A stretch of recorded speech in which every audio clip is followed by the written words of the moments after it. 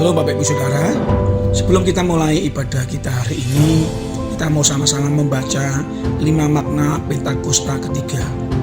Yang pertama, Pentakosta ketiga adalah pencurahan Roh Kudus yang dahsyat di zaman ini, melebihi yang terjadi di Azusa Street. Kedua, Pentakosta ketiga akan mengakibatkan penuaian jiwa yang terbesar dan yang terakhir sebelum Tuhan Yesus datang kembali.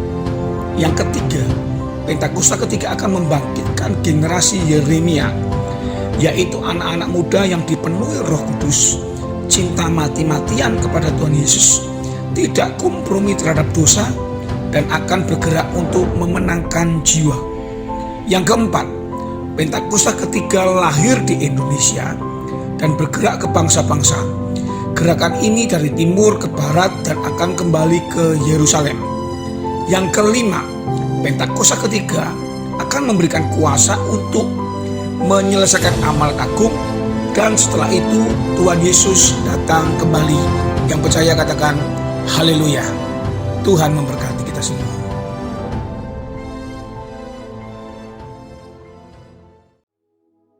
Shalom saudara. Salah satu arti dari Pentakosta ketiga adalah kebangkitan generasi Yeremia, yaitu anak-anak muda yang dipenuhi Roh Kudus, cinta mati-matian kepada Tuhan Yesus, tidak kompromi terhadap dosa, dan akan bergerak untuk memenangkan jiwa. Nah saudara, kebangkitan generasi Yeremia tidak hanya ditunggu secara pasif, tetapi harus dikerjakan secara aktif di komunitas lokal kita masing-masing. Ketimbang menunggu untuk sebuah ledakan besar, cara kerja kerajaan Allah itu dimulai dari benih yang kecil dan pelan-pelan akan bertumbuh. Tuhan Yesus memberikan kita sebuah perumpamaan dalam Matius 13 ayat 24-25 yang berkata, "Hal kerajaan sorga itu seumpama orang yang menaburkan benih yang baik di ladangnya. Tetapi pada waktu semua orang tidur, datanglah musuhnya menaburkan benih lalang di antara gandum itu, lalu pergi." Dari ayat ini, kita melihat cara kerja kerajaan Allah dan cara kerja iblis. Tuhan menabur benih yang baik dan itu akan bertumbuh. Tetapi iblis juga tidak tinggal diam. Iblis bekerja dengan menaburkan benih yang jahat yang diilustrasikan oleh lalang sebagai kontra dari benih yang baik yang diilustrasikan oleh gandum. Dengan demikian, dapat kita katakan bahwa di era Pentakosta ketiga ini, ketika Tuhan menabur benih yang baik, yaitu kebangkitan generasi Yeremia, maka iblis akan juga menaburkan benih yang buruk untuk menghancurkan rencana Tuhan atas generasi ini. Berdasarkan lensa pemahaman Matius 13 ayat 24-25 terkait prinsip kerja si iblis, maka kita akan mengerti bahwa kalau hari-hari ini kita melihat iblis secara gencar menaburkan benih yang tidak baik kepada generasi muda, sehingga mengakibatkan anak-anak muda terjerumus dalam kehidupan yang berdosa atau yang sangat bertolak belakang dengan karakteristik generasi Yeremia, itu artinya iblis mengetahui bahwa Tuhan sedang mengerjakan sesuatu yang dahsyat. Tuhan sedang menabur benih yang baik, yakni kebangkitan generasi Yeremia. Sekarang, pertanyaannya bagi generasi Yeremia adalah, di manakah posisi kita sekarang? Apakah hidup kita lebih condong mengikuti arus dunia atau Tuhan? Arus dunia bisa berbicara mengenai budaya, norma, tren, dan ideal-ideal yang duniawi. Tapi sebagai orang percaya, kita diingatkan untuk memikirkan perkara-perkara yang di atas dan bukan yang di bumi. Seperti yang sering disampaikan oleh gembala sidang kita, perkara yang di bumi berbicara tentang hidup yang duniawi, yang dinyatakan dalam rupa perintah, peraturan, dan ajaran yang tidak membawa seseorang kepada pengenalan akan Kristus. Perkara yang di bumi juga berbicara tentang segala sesuatu yang berada dalam pikiran, perkataan, dan perbuatan yang merupakan sifat manusia lama sehingga bertentangan dengan kehendak Allah. Tetapi sesuai Roma 12 ayat 2, generasi Yeremia harus berubah oleh pembaharuan budi supaya dapat membedakan mana kehendak Allah yang baik dan yang berkenan kepadanya. Sebaliknya, kehidupan kita seharusnya ada di dalam Tuhan sepenuhnya. Ini berarti bahwa kita hidup mengikuti prinsip, ideal, dan standarnya Tuhan, dan bukan yang lain. Dengan kata lain, kita diminta untuk lebih lagi memikirkan perkara-perkara yang di atas. Dan juga seperti yang disampaikan oleh gembala sidang kita, memikirkan perkara-perkara yang di atas berarti bahwa kita harus menilai, mempertimbangkan dan memikirkan segala sesuatu dari sudut pandang kekekalan dan sorga. Dan kita juga harus berpikir dan bertindak sesuai dengan pikiran dan tindakan Kristus. Jadi di manakah posisi hidup kalian sekarang? Dan apa yang kalian tunggu? Untuk itu ada 2 langkah utama yang harus diambil oleh generasi Yeremia. Dan yang pertama adalah mengambil komitmen pribadi. Bangunlah kedalaman rohani. Gunakanlah waktu di masa muda kalian untuk membentuk spiritualitas, mentalitas, karakter, serta pengetahuan dan keahlian. Dan prosesnya memang tidak mudah, namun bukanlah hal yang mustahil. Mintalah pertolongan Roh Kudus dan beri dirimu untuk dimuridkan, dimentoring oleh kakak-kakak rohani, dan bergabunglah dalam komunitas rohani yang sehat. Yang kedua adalah menjangkau keluar, yaitu bergerak untuk memenangkan jiwa-jiwa sebagaimana diperintahkan kepada kita oleh Tuhan melalui amanat agung dalam Matius 28 ayat 19-20. Jadi apalagi yang ditunggu? Jangan sampai yang ditunggu adalah kesiapan diri kita, sementara diri kita tidak melakukan apa-apa, tidak memiliki kerinduan untuk dipenuhi dengan Roh Kudus, tidak ada gairah untuk cinta mati-matian kepada Tuhan Yesus, dan belum rela untuk melepaskan kompromi dengan dosa yang tentunya menghasilkan kenikmatan bagi kedagingan. Hal ini dapat diumpamakan seperti kita berada di dalam mobil dan mengharapkan untuk tiba di tempat tujuan, tetapi tidak menghidupkan atau menjalankan mobil tersebut. Nubuatan telah disampaikan. Janji Tuhan tentang kebangkitan generasi Yeremia telah dinyatakan. Tetapi kitalah yang harus mengambil keputusan untuk bangkit dan untuk bergerak. Untuk itu, ini adalah saatnya untuk meresponi panggilan Tuhan dan untuk menggenapi rencananya atas generasi Yeremia dan atas umatnya. Saudara, untuk penjelasan lebih lengkapnya dari tim teologi kami, silahkan buka link yang ada di atas atau scan QR Code yang tersedia. Salam integritas dan Tuhan Yesus memberkati.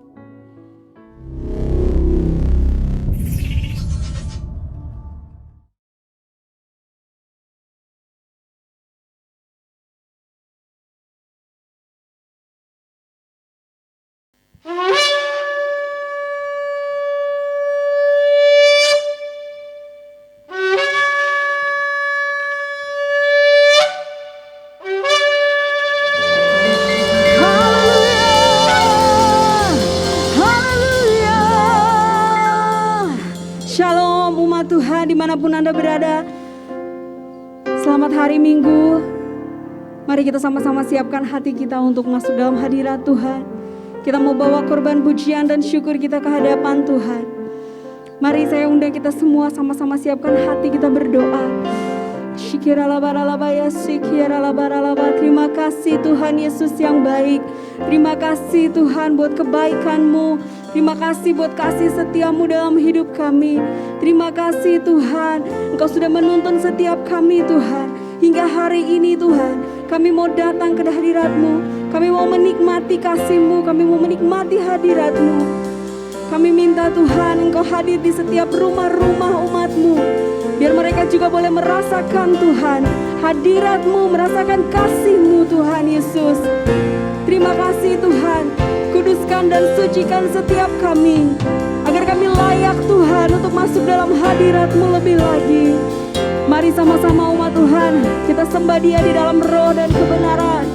Hiaralabaya Syanda, angkat suaramu, angkat hatimu. Oh, Shigiralabaya Ralabaralabaya Rabaya Se. Hiaralabaya Ralabaya Shigiralabaralabaya Sande.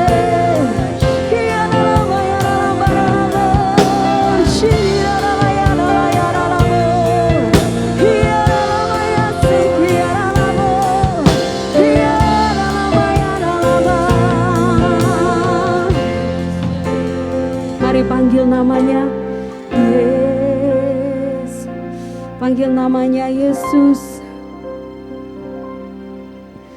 Yesus, Kau sungguh baik. Yesus, namamu indah.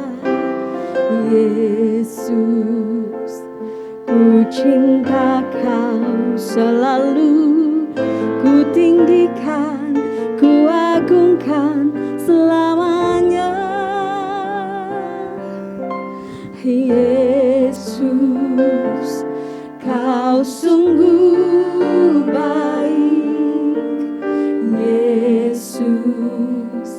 Namamu indah, Yesus. Ku cinta Kau selalu, ku tinggikan, ku agungkan selamanya.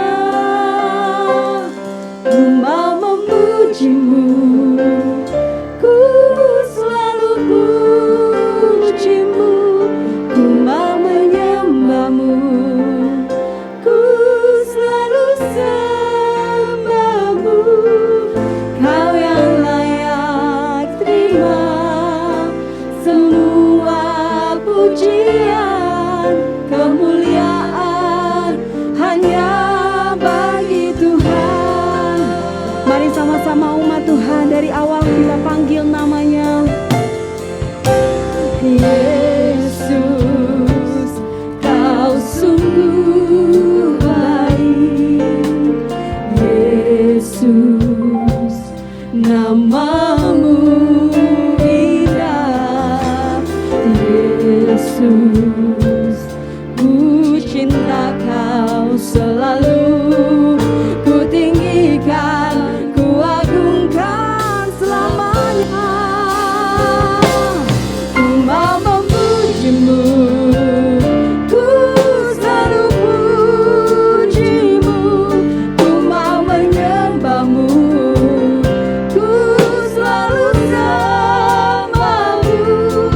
Kau yang layak terima semua pujian, kemuliaan hanya bagi Tuhan. Ku mau memuji-Mu, ku selalu puji-Mu. Ku mau menyembah-Mu, ku selalu sembah-Mu. Kau yang layak terima semua pujian,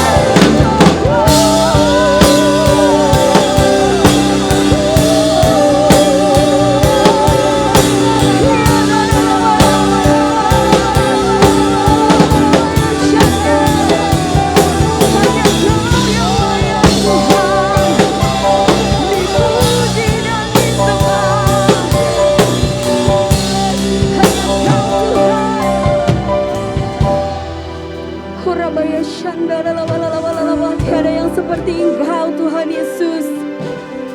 Engkau Allah yang dahsyat dan luar biasa.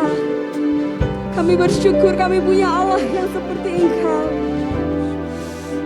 Biarlah hidup kami menjadi persembahan yang hidup di hadapan Engkau Tuhan, yang menyenangkan hati-Mu Tuhan Yesus. Sebab Engkau yang layak Tuhan, terima segala pujian dan hormat.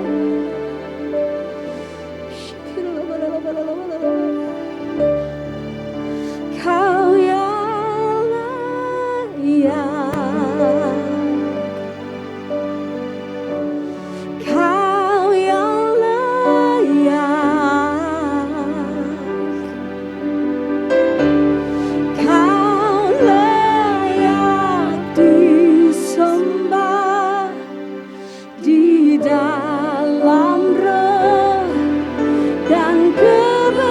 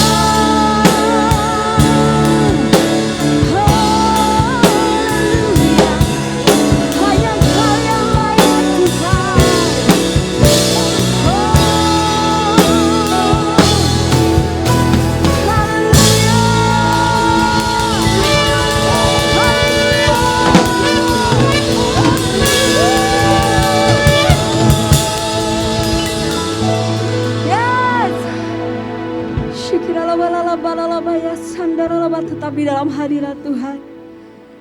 Engkau umat Tuhan yang bersuka cita dan merasakan hadirat Tuhan. Sama-sama sorakan haleluya. Sekali lagi haleluya. Beri tepuk tangan yang meriah buat Allah kita. Haleluya. Mari saya undang kita semua bangkit berdiri bersama. Kita mau naikkan puji-pujian. Kita mau bersuka cita di hadapan Tuhan.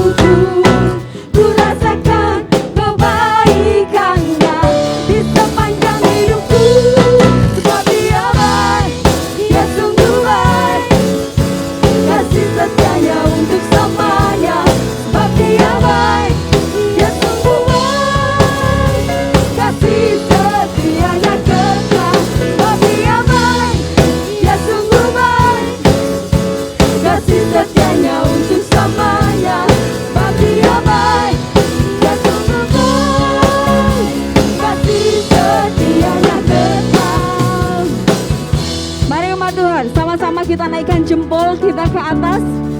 Kita mau nyatakan Tuhan Yesus baik. Amin. Yuk, mari kita nyanyikan. Hey, sebab Dia baik, Dia sungguh baik. Kasih setianya untuk selamanya. Sebab Dia baik, Dia sungguh baik. Kasih setianya sekali lagi. Sebab Dia baik, Dia sungguh baik. Kasih setianya untuk selamanya.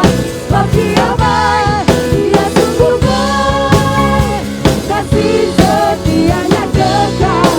Kasihnya tak pernah berubah. Dulu, sekarang dan selamanya. Terpujilah Tuhan, terpujilah Yesus, terpujilah Tuhan, terpujilah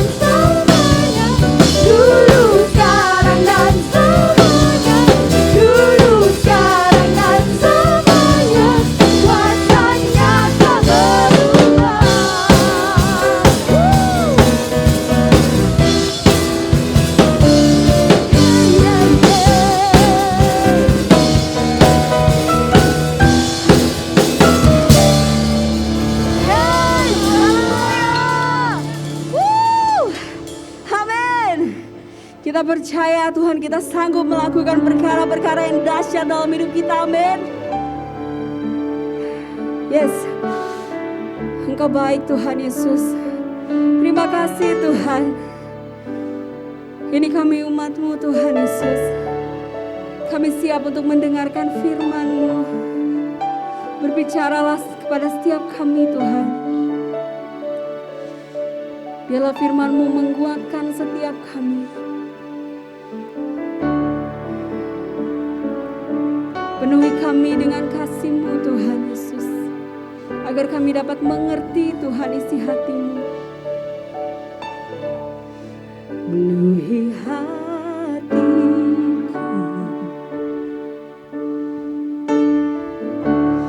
dengan hadir-Mu.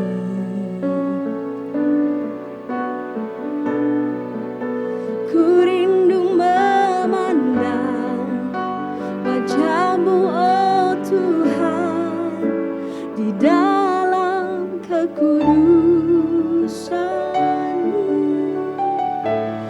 Bawaku dekat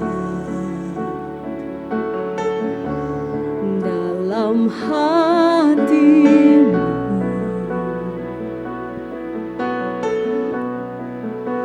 Ku rindu mendengar suara-Mu, oh Tuhan, di tempat kudus-Mu sekarang. Ku rasakan kasih-Mu dan indahnya kekudusan-Mu. Penuhi dengan kasih-Mu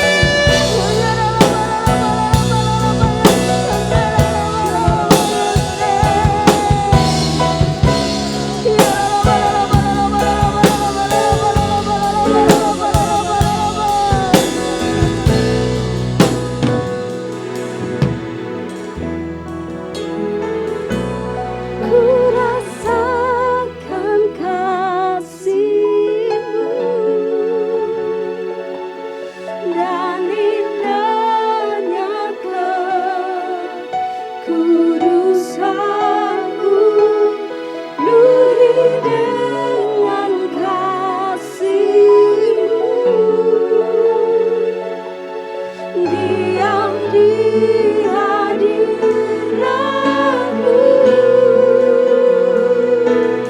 Ku mengangkat tanganku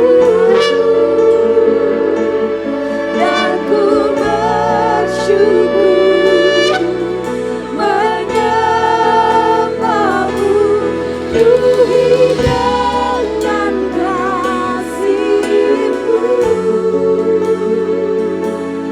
Diam di hadiratmu. Sekali lagi umat Tuhan nyatakan, ku rasakan kasih-Mu. Amin, amin. Dari indahnya kudusanmu, penuhi dengan kasih-Mu. Diam di hadiratmu. Kami angkat tangan kami, ku angkat tanganku dan ku bersyukur menyembahmu, Tuhan dengan kasih-Mu. Diam di hadiratmu.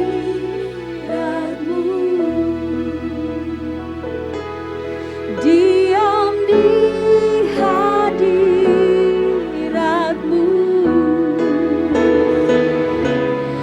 Diam di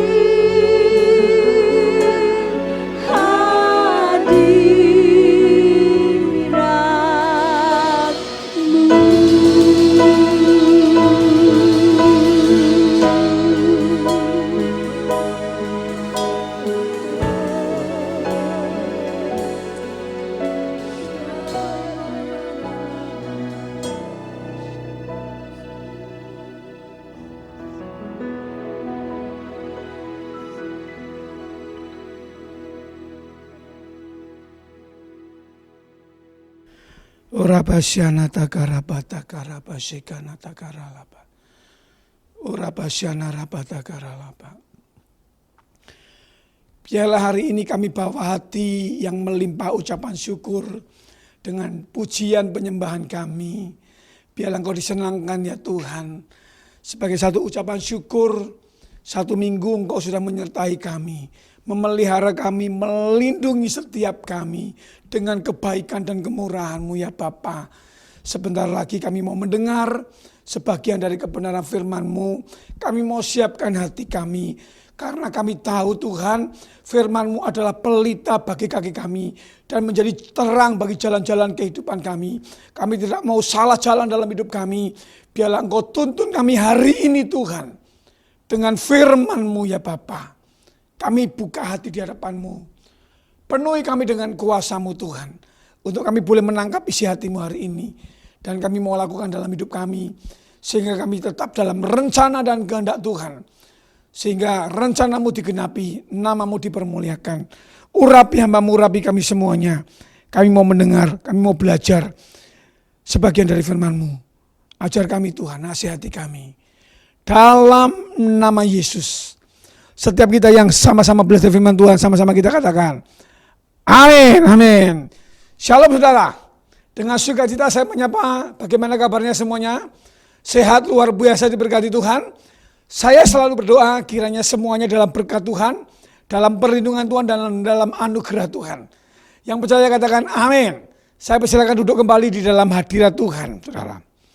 Hari-hari ini saya mau sampaikan apa yang menjadi pesan Tuhan yang terus Tuhan ingatkan melalui Bapak rohani kita, Pak Niko, saudara.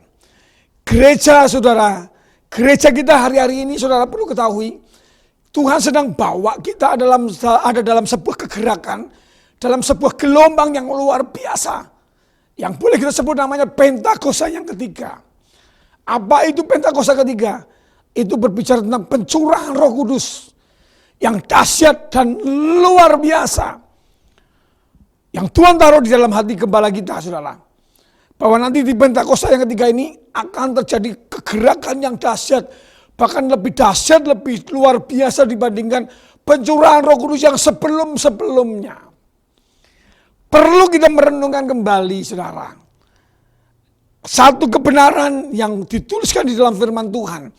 Peristiwa yang pernah terjadi tentang pencurahan Roh Kudus yang luar biasa. Di dalam Pentakosta yang pertama. Yang perlu kembali kita renungkan hari ini. Supaya kita bisa tahu apa yang mesti kita kerjakan. Di dalam kegerakan Roh Kudus yang begitu luar biasa di zaman kita hari-hari ini, saudara. Mari buka Alkitab kita, saudara. Di dalam Kisah 1 ayat 8. Saya percaya ayat ini saudara sering dengar. Saya akan coba kembali mengingatkan buat setiap kita gereja Tuhan hari-hari ini. Alkitab berkata demikian. Tetapi kamu akan terima kuasa. Katakan sama-sama dengan saya, kuasa. Kalau Roh Kudus turun ke atas saudara dan saya. Kamu akan jadi saksiku di seluruh Yudea dan Samaria. Dan sampai seluruh Yudea dan sampai ke seluruh ujung bumi. Artinya begini saudara. Tuhan ngomong sebelum dia naik ke surga, kamu akan terima kuasa, kekuatan, kemampuan ketika Roh Kudus turun dalam hidup kita. Dan kita akan dipakai sama Tuhan menjadi penerobos dalam semua lini kehidupan, bahkan pelayanan yang Tuhan percayakan dalam hidup saudara dan saya. Yang percaya boleh katakan haleluya, saudara. Saudara, kenapa Tuhan mengingatkan kita kembali hari ini? Dan kita perlu merenungkan tentang pencurahan Roh Kudus di Pentakosta yang pertama ini, saudara. Saya berdoa, saya merenung, saudara. Pak Niko taruh visinya Tuhan dalam hatinya Pak Niko untuk memimpin gereja yang begitu luar biasa, bahkan jadi berkat sampai ke bangsa-bangsa sampai hari ini. Pesan ini terus kuat mengingatkan kita. Sebelum Yesus naik ke surga, dia ngomong sama murid-muridnya, kamu akan terima kuasa. Belum. Kalau Roh Kudus turun ke atas kamu akan jadi saksiku. Berarti belum. Murid-murid, saudara dan saya akan terima kuasa dan jadi berkat, menjadi penerobos, mengalami kemenangan demi kemenangan. Kata kuncinya simple. Kalau Roh Kudus turun ke atas kamu, kalau saudara dan saya mengizinkan Roh Kudus mengintervensi hidup kita, manunggal bersama-sama dengan kita, kita akan menjadi orang-orang yang berbeda. Yang percaya katakan amin dulu, saudara. Saudara, saya lagi merenung, saudara. Dalam peristiwa ini kan Tuhan ngomong ini, dia sedang menampakkan diri kepada murid-muridnya. Kalau boleh pakai bahasa bebas saya begini, 42 hari yang lalu, Tuhan sudah menyelesaikan karya salib penebusan. Tuhan sedang menggenapi rencananya. Dengan segala upaya manusia berusaha berbuat baik, melakukan amal, perbuatan yang baik menurut ukuran manusia. Tujuannya supaya diselamatkan masuk surga. Dan semuanya itu sia-sia. Hanya oleh kasih karunia. Hanya oleh pertumpahan darah Kristus, darah manusia, Tuhan yang gak berdosa. Dalam konteks ini, 42 hari sebelumnya Tuhan ngomong ini. Dia habis menyelesaikan karya salibnya di atas kayu salib. Dia mengorbankan dirinya di atas kayu salib untuk menebus semua manusia. Artinya begini, hanya melalui Yesuslah keselamatan untuk mencapai masuk surga. Melalui dia, enggak ada yang lain, saudara. Satu karya yang luar biasa ini, yang Tuhan mau ingatkan kembali. Saya habis menyelesaikan salib penebusan. Tujuannya supaya semua manusia diselamatkan. Sebelum dia naik ke surga, Tuhan sangat berharap, saya yakin ini, Tuhan punya satu kerinduan. Kamu pegang estafet tongkat ini. kasih yang saya berikan buat manusia ini jangan berhenti cuma di sini.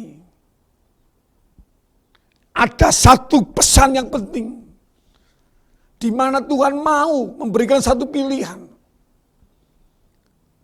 Hanya dipenuhi dengan Roh Kudus, hanya dituntun oleh Roh Kudus, saudara dan saya akan punya satu kekuatan, satu kuasa untuk mengalami yang namanya terobosan, menjadi penerobos, membawa pesan Tuhan, membawa kabar baik buat orang-orang yang belum mengenal Tuhan, supaya melalui hidup saudara saya nama Tuhan dipermuliakan dan mereka diselamatkan.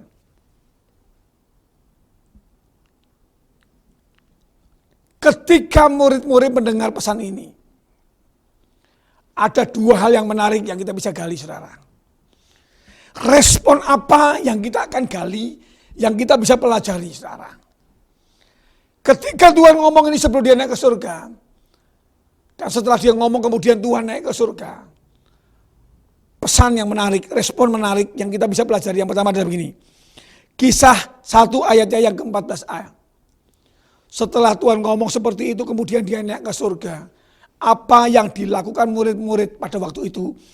Alkitab berkata demikian, mereka semua bertekun dengan sehati di dalam doa bersama-sama. Kunci respon yang pertama adalah bertekun di dalam doa. Saudara, hari-hari ini gak ada yang lain, saudara. Kekuatan yang paling hebat, yang paling luar biasa adalah cuma di dalam doa. Anda pakai kekuatan manusia, pengalaman, kemampuan, fasilitas yang Anda punya hari-hari ini. Kalau Tuhan ngomong stop. Saya mau ingatkan, seluruh dunia ini ada di dalam kendalinya Tuhan. Yang percaya katakan amin. Termasuk hidup saudara dan saya. Murid-murid lagi memberikan pembelajaran buat kita begini. Ayo hari-hari ini gak ada yang lain, kuncinya cuma bertekun di dalam doa. Saya coba kasih definisi yang lain saudara ya tentang doa ya. Yang pertama begini, menunggu tuntunan Tuhan. Karena dalam konteks ini Tuhan ngomong, kamu jangan tinggalkan Yerusalem sebelum apa yang dijanjikan Bapa itu diberikan kepada kalian. Hanya dengan doa, dengan merendahkan diri, dengan mengosongkan diri, mereka betul-betul menunggu janji Tuhan, saudara. Mereka menunggu tuntunan Tuhan, mereka gak mau pergi kemana-mana. Kalau pakai bahasa bebas saya begini, saudara. Mereka itu betul-betul menyadari, kalau gak dapat tuntunan Tuhan, mereka gak mau melangkah. Yang mengerti katakan amin. Kenapa banyak orang hari-hari ini gagal, salah ngambil keputusan, salah bertindak, salah melakukan pekerjaan, bisnis atau apapun. Karena mereka pakai kekuatan sendiri. Mereka nggak mau hidupnya dituntun sama tuntunan Tuhan. Yang setuju dengan saya katakan amin. Mereka menyadari betapa pentingnya menunggu yang namanya tuntunan Tuhan di dalam hidup mereka.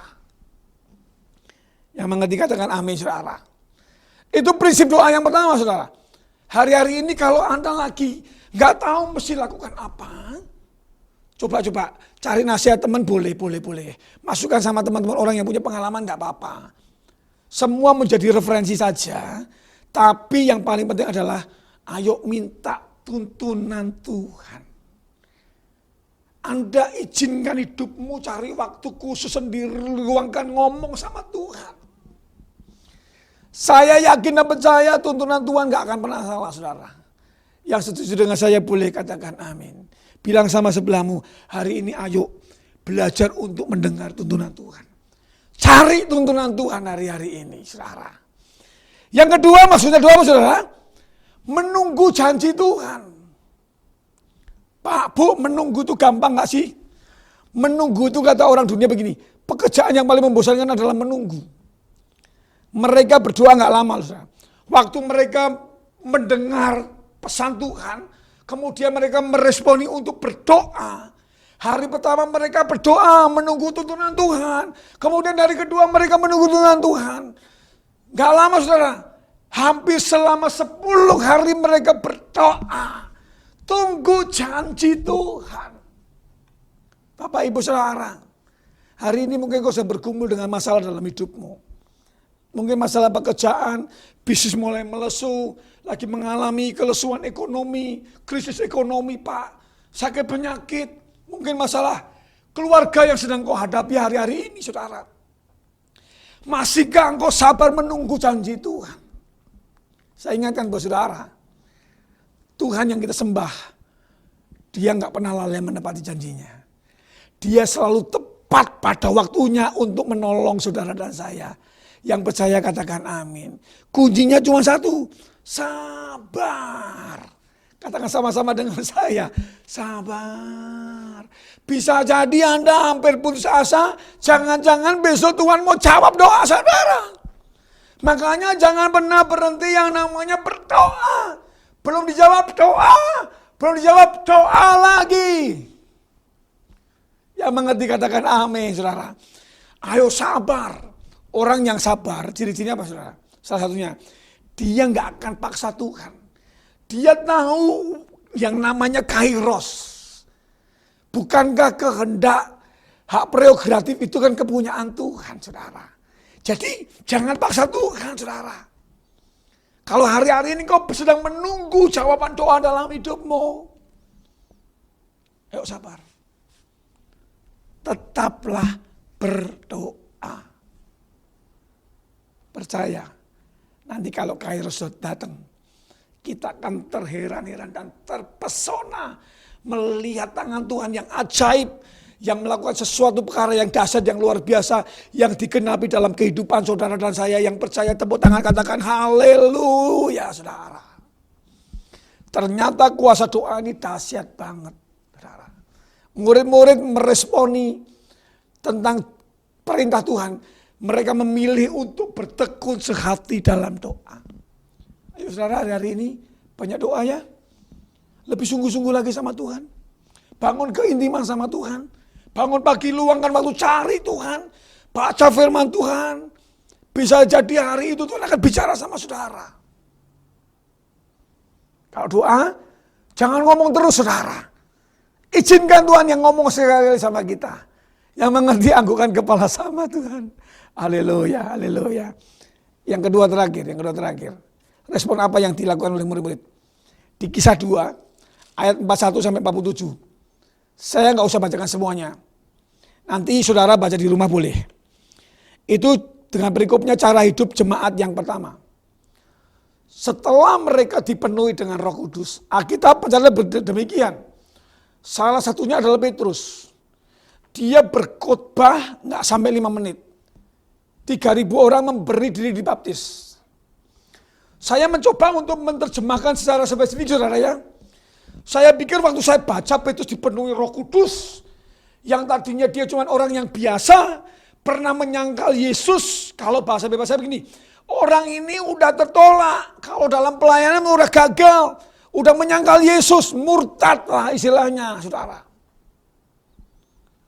Waktu dia dipenuhi dengan Roh Kudus, dia menyampaikan kebenaran. 3.000 orang bertobat. Kalau saya pakai bahasa bebas saya begini, Petrus dikasih kepercayaan lagi sama Tuhan.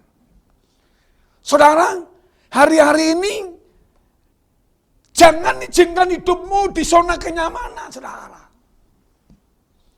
Poin yang kedua, mereka memberikan sebuah gambaran. Mereka waktu dipenuhi dengan Roh Kudus, mereka nggak diam. Jadi tiba-tiba jalan seperti malaikat, nggak menginjek tanah, saudara. Tiba-tiba mereka berkilo-kilo, enggak, saudara.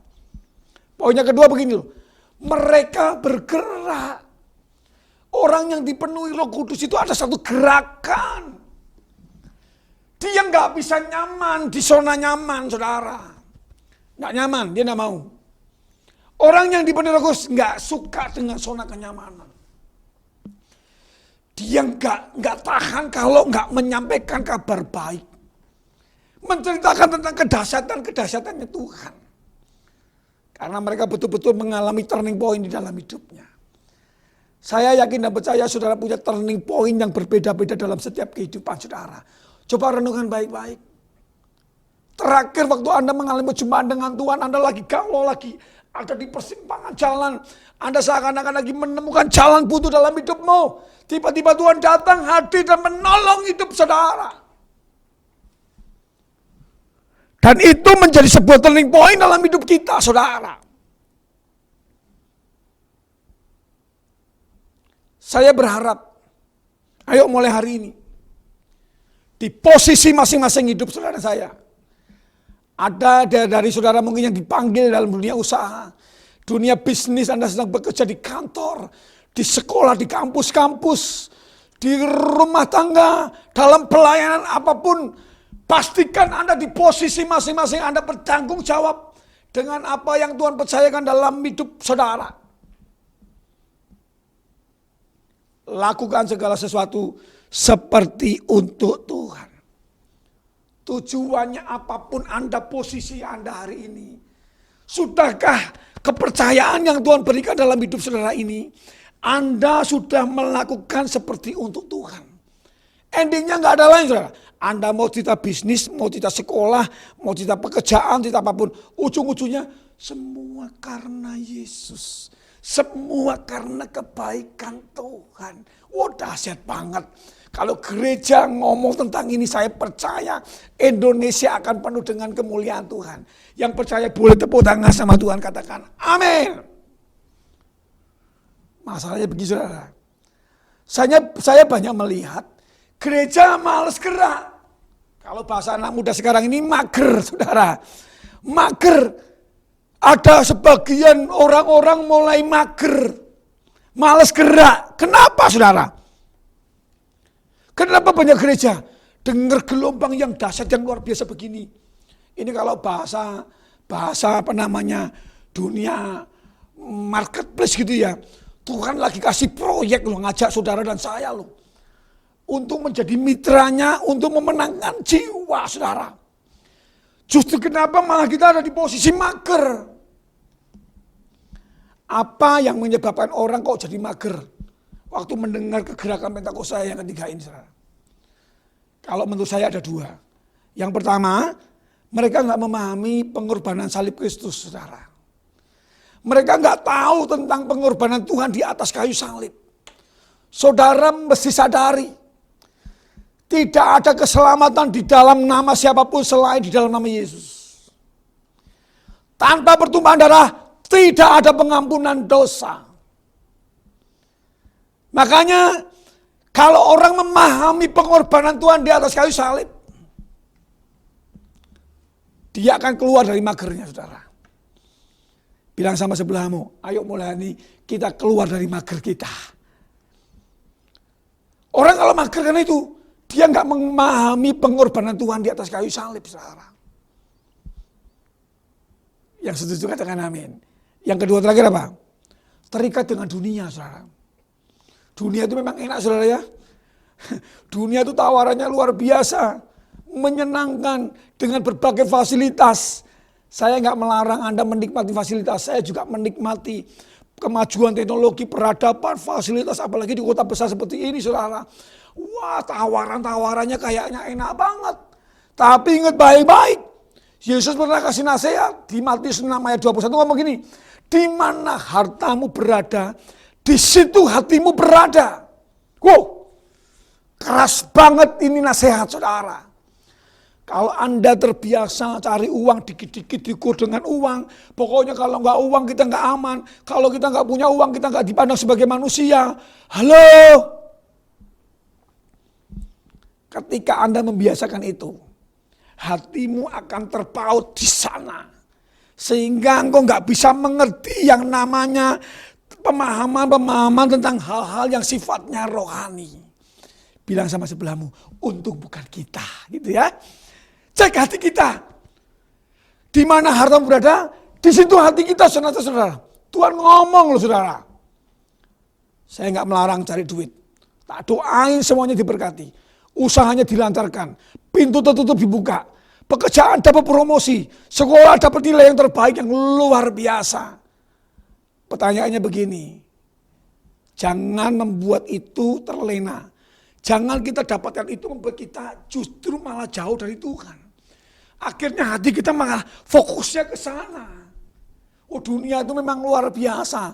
Memikat kita supaya kita ini keluar dari rencananya Tuhan, saudara. Sementara ada tujuan ilahi yang besar. Kepentingan Tuhan yang ada dalam hidup saudara dan hidup saya. Saya berdoa hari ini. Saya manusia sederhana. Saudara orang-orang sederhana. Orang-orang yang biasa. Kita kalau ngomong kemampuan semuanya terbatas.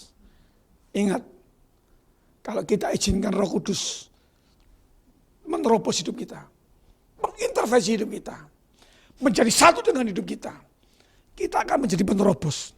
Dalam pelayanan, dalam pekerjaan, dalam bisnis, kemanapun kita melangkah, waktu kita izinkan Roh Kudus menguasai, mendrive hidup kita, kita akan mengalami kemenangan demi kemenangan dalam hidup kita. Dan nama Tuhan dipermuliakan.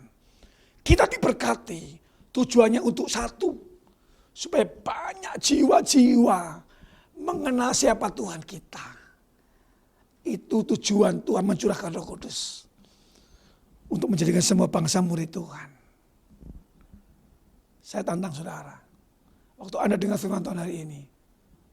Ambil keputusan yuk, kita bergerak. Di posisi masing-masing, lakukan sesuatu.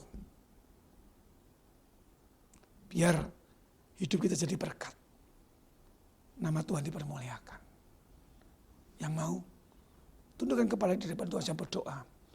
Tuhan, Kau mendengar setiap keputusan-keputusan mereka. Hari ini, waktu mereka mendengar firman-Mu, mereka rindu mengambil keputusan. Buat Bapak, Ibu, Saudara hari ini, yang Kau rindu mau sungguh-sungguh ambil keputusan. Ikut dalam kegerakan ini bersama-sama dengan Tuhan. Dan mau ada di dalam rencana Tuhan. Angkat tanganmu di hadapan Tuhan, saudara. Angkat tanganmu di hadapan Tuhan. Taruh tangan kirimu di dada. Tuhan gak melihat setiap kita kelemahan, kekurangan kita. Waktu Roh Kudus bersama-sama dengan saudara, dengan saya. Engkau akan menjadi manusia yang berbeda. Menjadi penerobos. Mengalami kemenangan demi kemenangan bersama-sama dengan Tuhan. Tuhan, hamba berdoa demi nama-Mu yang penuh kuasa, nama Yesus. Jamah setiap mereka. Urapi, beri kuasa Roh Kudus-Mu turun atas setiap mereka. Sehingga di dalam posisi mereka masing-masing, mereka akan menjadi penerobos. Mengalami kemenangan demi kemenangan. Melihat perkara-perkara yang ajaib. Karena ada penyertaan Tuhan di dalam hidup mereka. Dan mereka siap diberkati dan jadi berkat untuk memenangkan jiwa. Dan nama-Mu dipermuliakan Tuhan. Terima kasih Bapa buat urapan, buat tuntunan-Mu hari ini. Hamba-Mu berbicara. Hamba percaya setiap firman yang keluar dari mulut Allah enggak akan pernah kembali dengan sia-sia. Materaikan dalam hati kami. Ajar kami Roh Kudus. Tuntun kami untuk kami melakukannya Tuhan. Pujian kemuliaan hanya bagi nama-Mu yang kudus. Nama Yesus Tuhan. Haleluya. Amin.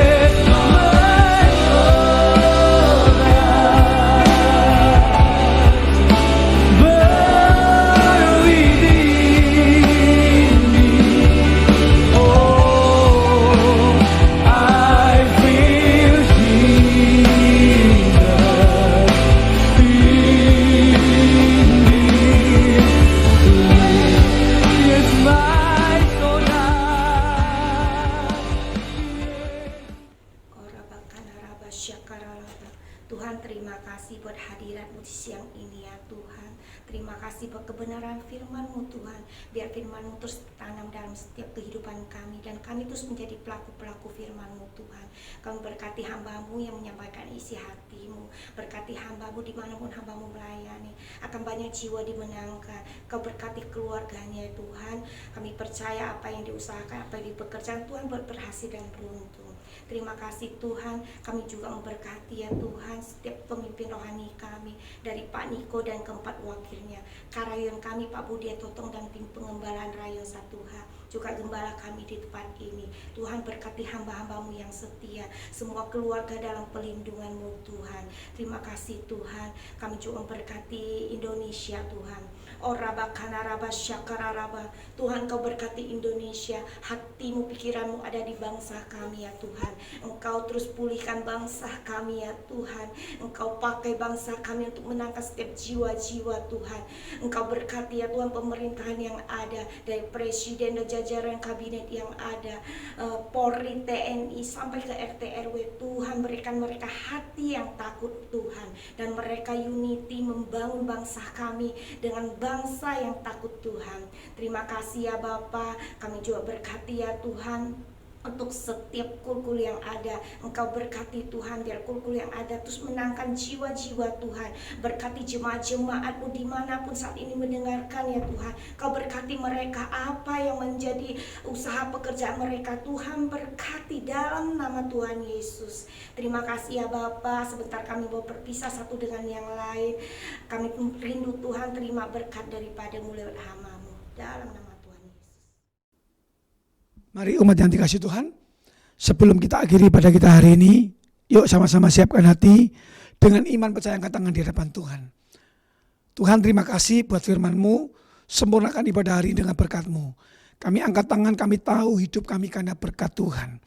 Kembalilah dengan segala aktivitas-Mu Bapak Ibu Saudara, dengan membawa berkat Tuhan, berkat yang terbaik yang Tuhan janjikan kepada Abraham, Ishak dan Yakub, juga kepada hamba-Mu Daud. Hari ini Engkau curahkan Bapa, dengan segala berkat yang berlimpah-limpah dari Bapa di surga. Kasih anugerah damai sejahtera dan perlindungan di dalam Kristus Yesus Tuhan kami yang hidup. Penyertaan dan kekuatan yang selalu baru dari Allah Roh Kudus boleh memberkati kami semua, menyertai kami semua mulai hari ini bahkan sampai Maranatha, sampai kekal selama-lamanya. Orang percaya yang sudah diberkati sama-sama katakan amin. Selamat hari Minggu, Tuhan memberkati kita semuanya berlimpah.